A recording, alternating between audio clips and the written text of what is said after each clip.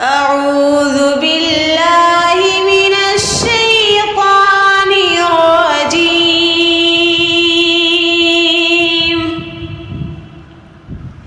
بسم الله الرحمن الرحيم.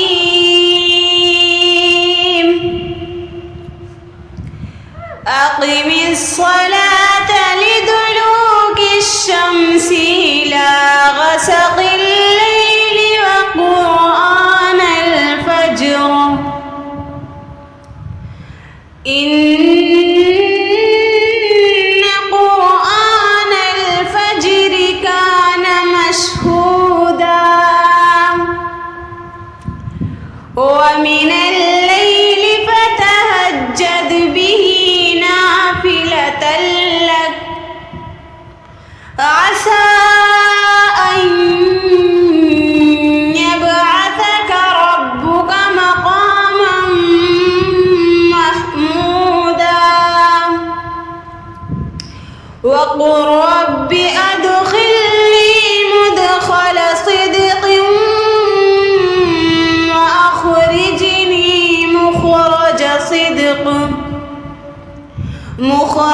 صدق واجعل لي من لدنك سلطانا نصيرا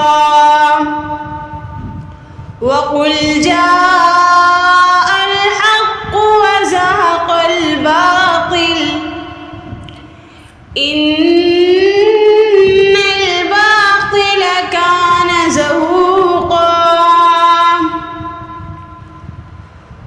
وننزل من القرآن ما هو شفاء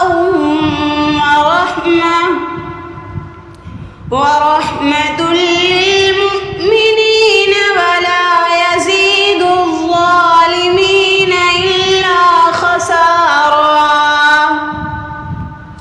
وإذا أنعمنا على الإنسان أعرض وانأى بجانبه وإذا مسه الشر كان يئوسا